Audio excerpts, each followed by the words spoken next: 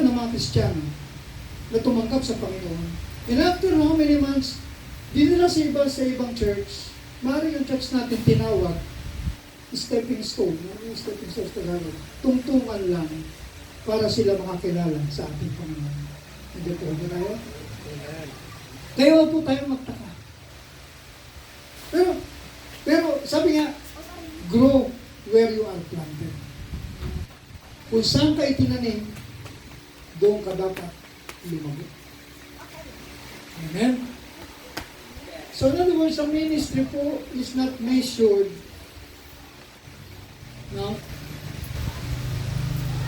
by success. Hindi ko mo malaki, hindi ko mo maliit, mas successful yan. Ang daming membro niyan. Mamaya, tingnan po natin. Faithfulness, sa Tagalog, katapatan. Tapat ka ba sa church?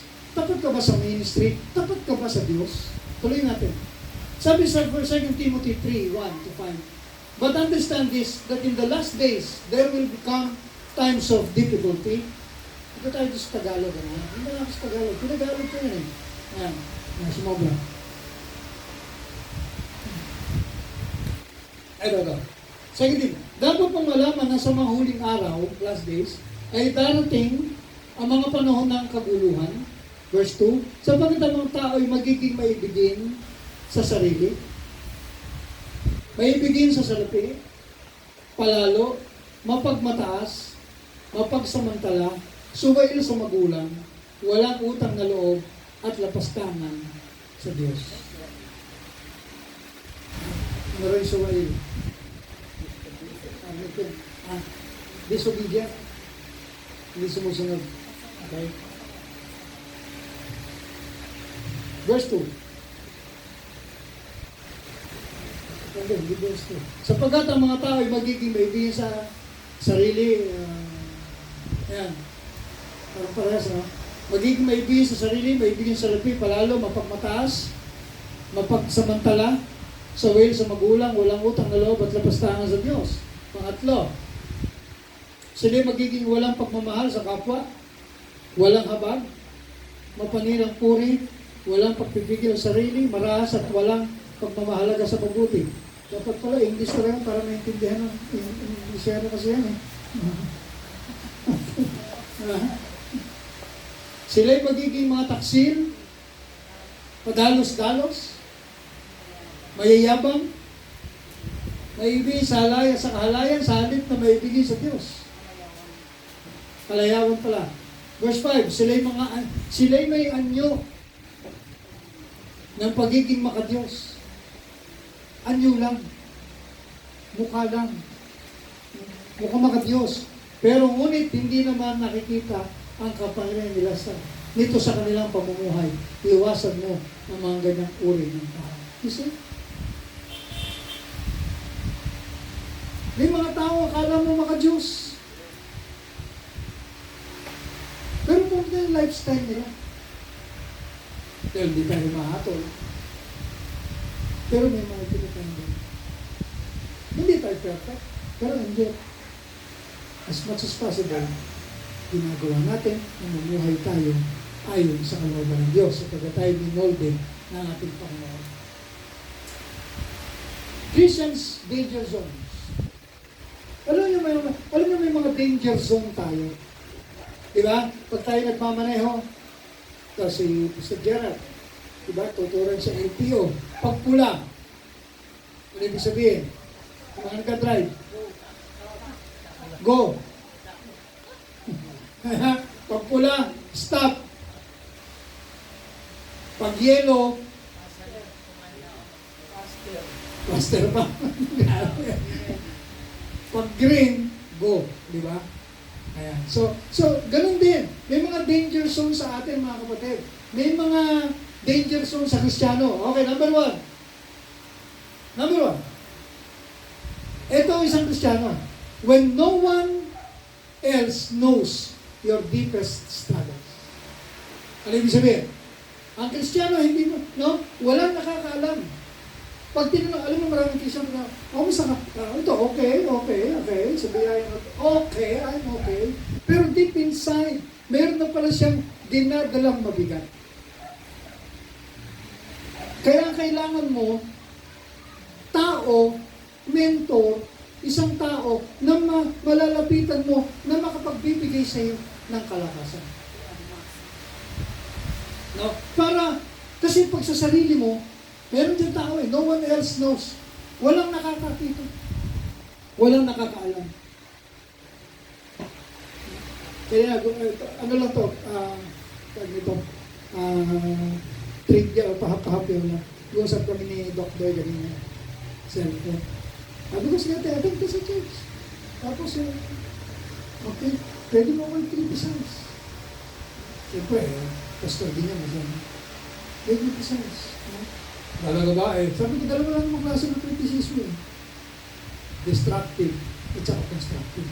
Kapag tayo may nag-criticize sa atin, constructive, magpasalamat tayo.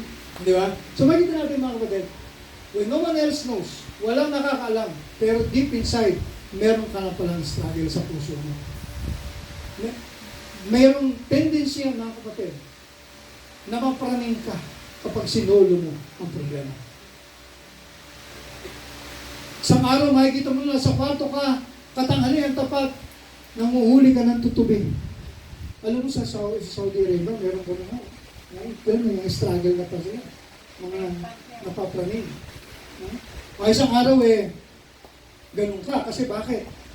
Wala ka man lang kaibigan. No? Wala ka man lang a person na makausap mo, na makapagbigay sa iyo ng encouragement. No, meron ganyan po. No one else knows your deepest struggles. Punong-puno ka na pala ng problema. Pero yet, iniipon mo sa puso mo. Pangalawa,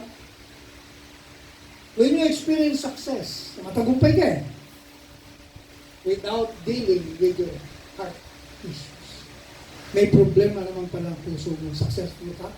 Pero yet, yung puso mo hindi ayos. Hindi ayos sa harapan ng Diyos. Ano po yun? Successful ka. No? May business ka o ikaw ay presidente ng isang kumpanya o naman. Pero yet, merong heart issue. Kahit successful ka. Kumusta ka? Hindi mo dinidil, no? Yung heart issue. Hindi mo paayos sa ating Panginoon. No? Sinosolo mo lang. Successful ka sa tingin ng tao. Very successful yung tao yan. Pero yet, pag bumagsak, ganun na lang. Ang paglagapak. Kilala niya yan? Peter Haggard. Haggard siya. Si Ted Haggard po is a pastor sa Colorado at ang kanyang church po ay napakalaki. Yung New Life Church. Hindi po ito chismis. Hindi po totoo. Malaki yung church niya pero siya po ay discipline sa church. Pastor po ito. Malaki yung church, very successful, pero inyet nag-fail siya. Meron siyang issue sa heart niya na siya lang nakakalam. Siya po isang bading. Na lumabas sa mga issue na meron siyang mga sinasamantalang mga kabataang lalaki. Yung pastor na yan, malaking church. Pero niya, bakit nagkaganon? Kasi hindi dinil yung kalooban niya. Wala siyang, sa tingin niya, very successful na. Wala po siyang mentor. O wala man lang siguro siyang kinakausap. Sa kanyang struggle, may struggle na pala. Meron pang isang preacher na matay na. Sa kanyang pagkamatay, hindi siya namatay na ito ang pangalan. Church niya, malaking church niya. Hindi siya namatay, nakakita sa files niya sa kanyang computer. Kaya po si Pastora, siya ang tiga-check ng pati yung ano, hindi pinapakailaman. Inaalaw ko na tingnan niya yung ano ko, Facebook. Tsaka yung mga, lahat to, pinakailaman.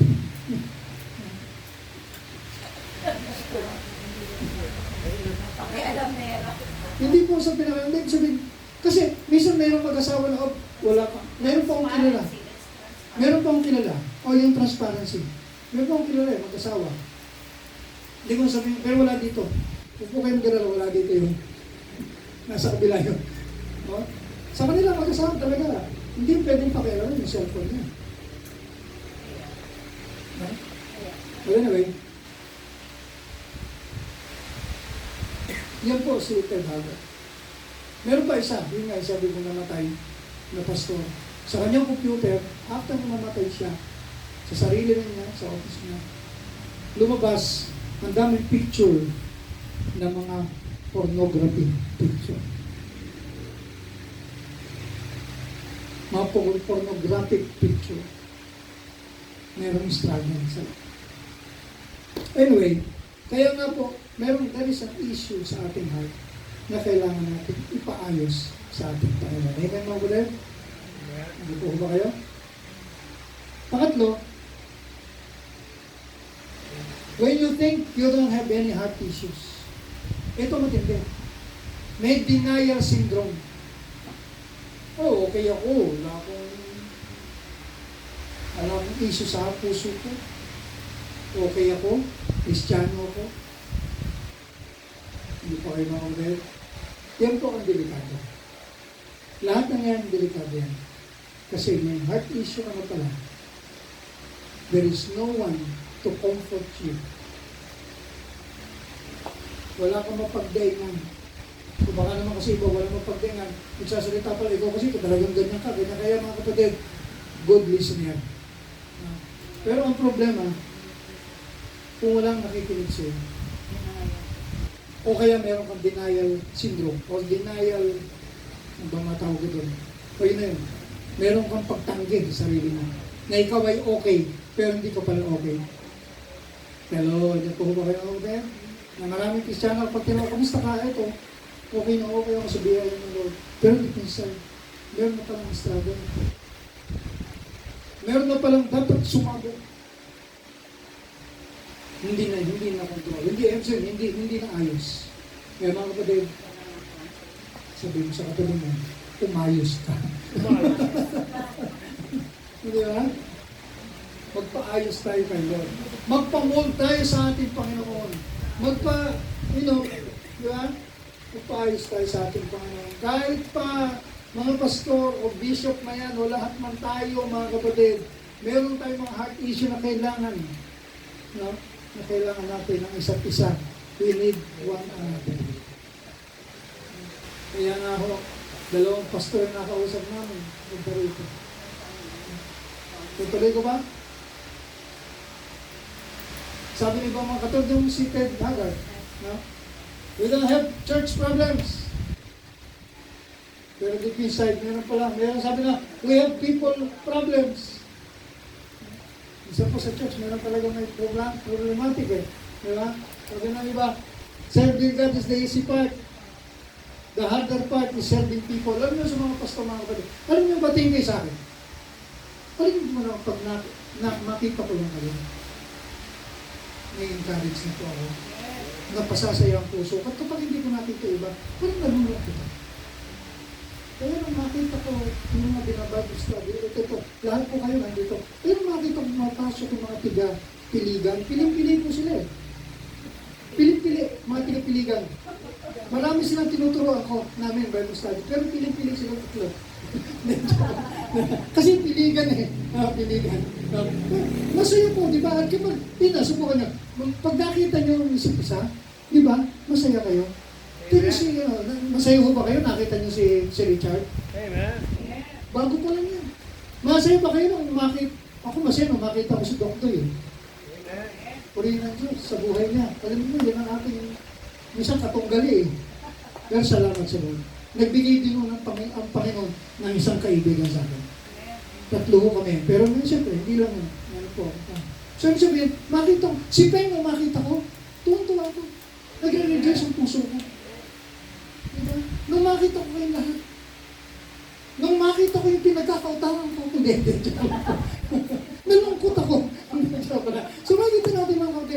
isa sa atin, kailangan natin ng isa't isa. Amen mga kapatid. Pini yung kapatid ni Brother Neil, at saka yung mother niya, at saka yung pag... Nung makita ko na, sabi ni Pastora, tuwan-tuwa si Pastora na kwento sa akin. Pa, nandiyan yung... Mami, pwede ako ba? Kita nyo, galing po ako ng malayang lugar yan. 5 bundok, 6 na bundok, 7 bundok ang tinawid nila. Makarating lang dito. Sana makabalik ulit sila ulit sa mga susunod. Pero anyway, salamat po sa Panginoon, di ba? Makita lang natin bawat isa. Nagkakaroon tayo na. Kasi po, sabi nga, serving people is, is the 100 part serving people. Sa iba, lang natin, matatapos na ako. Eh lalo na especially raw, when serving unreasonable and unappreciative people. Diba? Hindi ka malang diba? Dito ko kailangan natin, you have to appreciate everyone. Diba? Tingnan yung katabi mo. You appreciate mo yan. Sabi mo sa kanya yan. I-appreciate mo. Huwag mong titignan yung hindi maganda sa kanya, tingnan mo yung maganda na ginawa niya. Di ba? Tingnan natin ang bawat isa. We have to appreciate everyone. Amen mga kapatid? Amen. Na-appreciate natin. Next year na po yan. With Jezebel Spirit. Ang tagal naman, next year na lang yan. No? So, meron pa tayong 2 Sundays. Kaya mga kapatid, bilang pangwawakas, tayo po, as we go our journey to our Christian life, maging goal po natin ang maging Christ-likeness. Amen mga kapatid? Be Christ-likeness sa harapan natin po. Purihin ng Diyos ang mga ito. Sa Kanyang papuri, salamat kadakinaan. Ang pangalaman si Lord, sabihin mo sa katabi mo, you are created in the image of God. Ilikha ka sa kaluluwa. Ilikha kang kawangis ng Diyos. Amen. Hindi lang kawangis, amoy Diyos. Amen. Di ba? Di ba? Pero nyo, kilala nyo ba yung tao pagka yung amoy nakainom? Di ba? Amoy nyo, di ba? O kaya, ganun din. Kapag Kristiyano ka, nakikilala ng Kristiyano. Amen? Nakahalata ang pag-Kristiyano. Purihin ng Diyos. Tayo manalangin. Panginoon, salamat po sa umaga nito. Pinupuri ka namin, pinasalamatan ka namin. Sapagkat kami, O Diyos, ang ultimate goal namin, ang layunin namin, O Diyos, ay maging katulad ni Kristo na namatay sa kusang Kalbaryo. At salamat, Panginoon, maging yung karakter namin. Kung meron naman pang dapat ayusin, Lord, ito po mag-aayos nito according to your word. Salamat sa buhay ng bawat isa. Ang paghahari mo sa bawat isa. At ang pagkalingan sa bawat isa. Sa iyong pasasalamat, ikaw lamang ang mataas sa buhay ng bawat isa. At unto us, what to you belong, all the glory and thanksgiving. None unto us, kundi sa iyo lamang. Salamat po sa pangalan ni Jesus. Amen. Amen. Palakpakan sa Lord ng praise. And God bless you. Merry Christmas, yung joyful song. Pwede ba natin ulitin mo na yung mga kanina yung mabilis. God bless. Tinatawagan ko na yung natin. Alaga ka. Alaga ng bata. Ito, practice na po ito. Praise God po. Praise God po. Ngayon naman po, handa po natin na ating mga sarili para po sa